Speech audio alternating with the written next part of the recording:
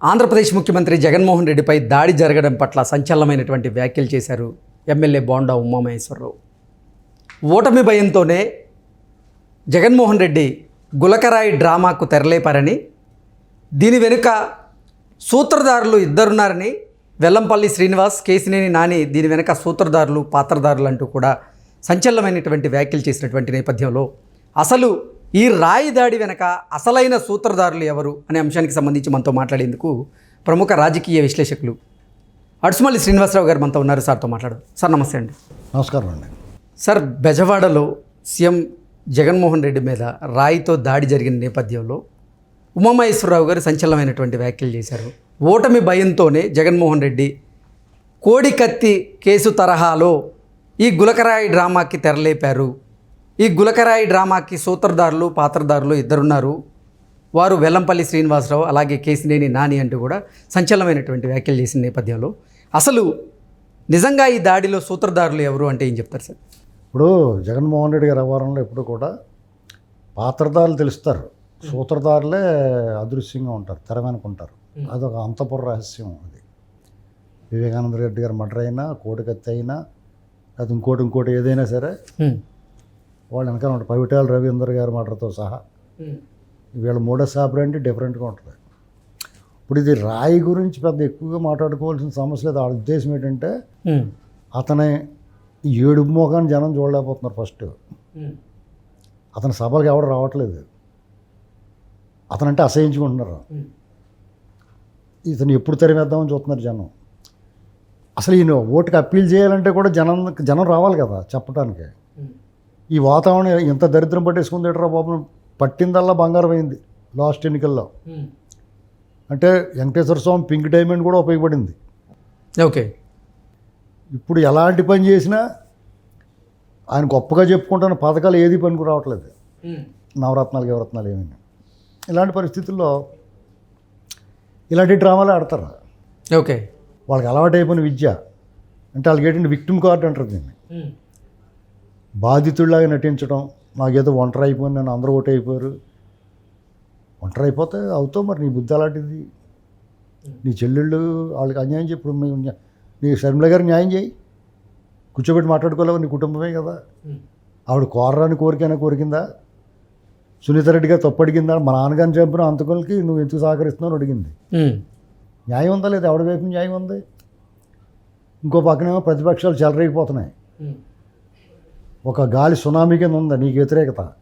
వాళ్ళు దాన్ని అందిపుచ్చుకుని వాళ్ళు ఏం చేస్తారు, నీ బలగమో అనుకున్న వాలంటీర్లు కూడా వాళ్ళు 10,000 ఇస్తారంటే వాళ్ళు ఏమి చూస్తున్నారు.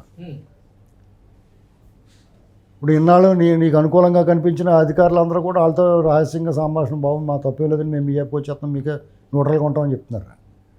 ఇన్నాళ్ళు మీతో పాటు కార్యక్రమాలు చేసిన పైన బీజేపీలు కూడా వాళ్ళతో జట్టు కట్టేశారు.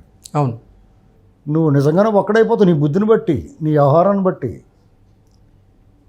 కమ్యూనిస్టులు కూడా నీ చెల్లితోటి జతలోకి వెళ్ళిపోయారు. అప్పుడు ఇంకా అతనికి దారి ఏముంటుంది?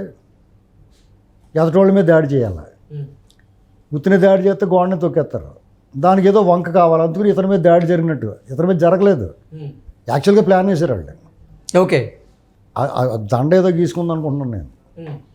అంటే దీని మీద భిన్న స్వరాలు వినిపిస్తున్నాయి సార్. కొంతమంది ఏమో ఆ గజమాల వేసే సమయంలో దానికి ఉన్నటువంటి తీగ గుచ్చుకుంది అంటూ కొంతమంది చెప్తున్నారు. కొంతమంది ఏమో రాయితో దాడి చేయించుకునేలా వ్యూహాన్ని రచించారు అంటూ కొంతమంది చెప్తున్నారు. కొంతమంది ఏమో ప్రభుత్వ వైఫల్యం వల్ల ఎలా జరిగింది, ఈ దాడి జరిగింది అంటూ కొంతమంది భిన్న స్వరాలు వినిపిస్తున్నటువంటి నేపథ్యం. ఏదైనా ఇన్సిడెంట్ జరిగినప్పుడు అందరూ తలకో రకంగా విశ్లేషణ చేస్తారు, తలకో రకంగా ఆలోచన చేస్తారు.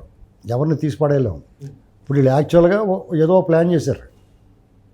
రాయి దాడో, లేకపోతే కత్తి దాడో, కోడి కత్తిలాడదో, లేకపోతే ఏం దాడో మొత్తం మీద ఏదో ప్లాన్ చేశారు. అందుకనే కరెంట్ తీసేశారు. సాక్షి లైవ్ లేదు, చూసుకోగలితే లైవ్ లేదు. అవును, ప్లాన్ చేసుకుని 6 గంటలకల్లా రేసి ఇక్కడ వచ్చిన వాళ్ళకి ఇంట్లో పోయి కూడా అలా పైకెక్కి బస్సు ఎక్కి మాట్లాడుతాను రెడీ అయ్యాడు. ఈ మధ్యకాలంలో అతను బయటకు వచ్చి మాట్లాడుతున్నాడా? చూడండి మీరు చెప్పండి. ఇదంతా ఏదో కుట్ర చేశారు. ఈ లోపల గీసుకుంది ఇది. మరి ఆపండ్రా బాబు అక్కలేదు, దీన్నే మనం వాడేద్దామని చెప్పి వాడేస్తున్నారు. కుట్ర అయితే ఉంది. ఓకే, అది ఇంకా అమలు చేయకుండానే ఇది కలిసి వచ్చింది వాళ్ళకి.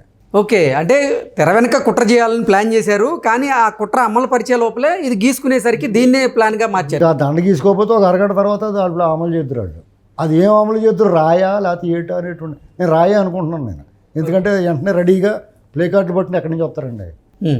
ఇప్పుడు నేను మీకు మ్యాటర్ చెప్తాను, సార్ అది వెంటనే టైప్ చేసి ప్రింట్అవుట్ తీయడానికి కన్నా టైం పడుతుంది కదా. అవును అలాగే జిరాక్స్ తీయడానికి కూడా టైం పడతా ఇలా జిరాక్స్ మిషన్ దగ్గర తీయాలి కదా. అవును.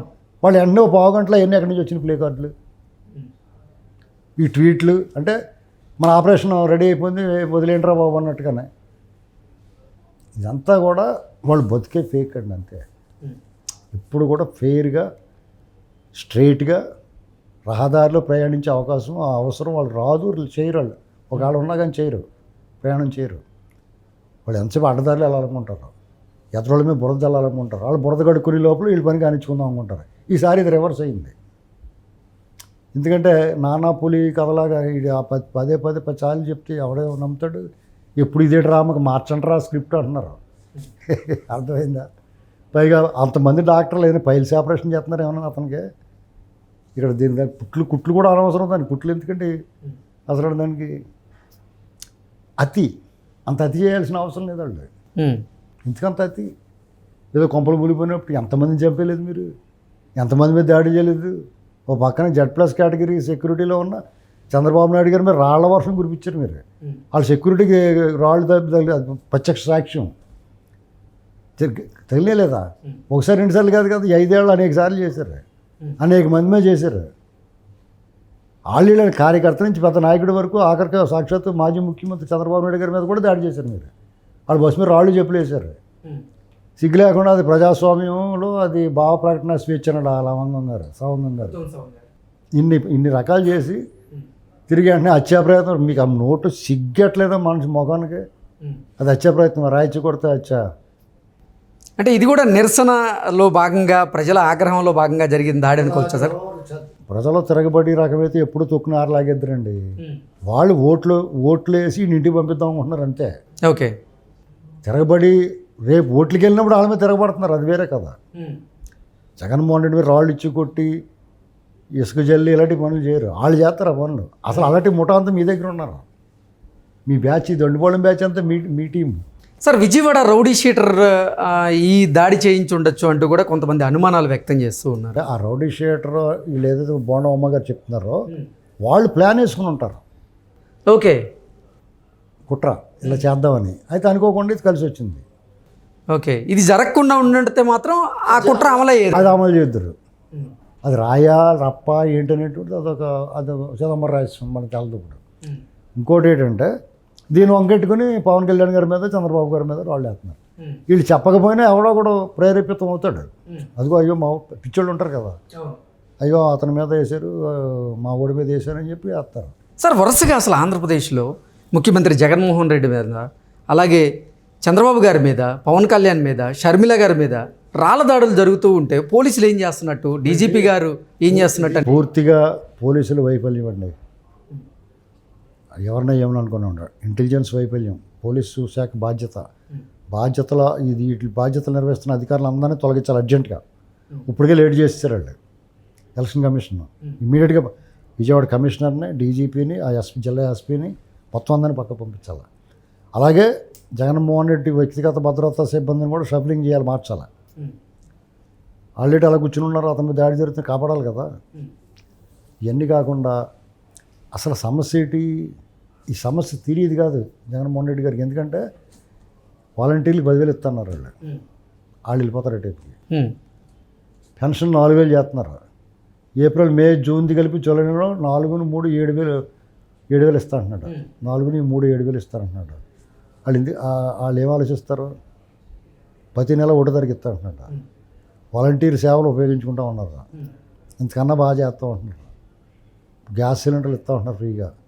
ఆడపిల్లలకి ఒకళ్ళు ఉంటే 1,500, ఇద్దరుంటే 3,000, అలాగే 3 ఉన్నా 10 మంది ఉన్నా ఇస్తూ ఉంటున్నారు. ఇంకతను ముఖం ఎవరు చూస్తాడండి? దాని ఒక్కదమే ఆధారపడ్డాడు అతను. సో ఓటమి భయంతోనే ఇటువంటి సానుభూతి అస్త్రాలు ప్రయోగిస్తున్నారు. ఈ పథకాల ఒకటి మీద ఆధారపడ్డాడు. డెవలప్మెంటు, మౌలిక వసతులు, ధరల స్థిరీకరణ ఇలాంటివి ఏది పట్టించుకోలేదు. డబ్బులు ఇస్తే మనకు ఒకటి వేస్తారు అనుకున్నాడు. ఎందుకు వేస్తారు? నీ బాబు సొమ్ము ఇస్తే వేస్తారు. ప్రజల సొమ్ము ప్రజలు పంచిపెడితే ఎందుకు వేస్తారు? అది వాళ్ళు పెడతారన్నారు కదా, ఇంకేం చేస్తావు చెప్పంటారు. Okay okay sir, thank you so much sir.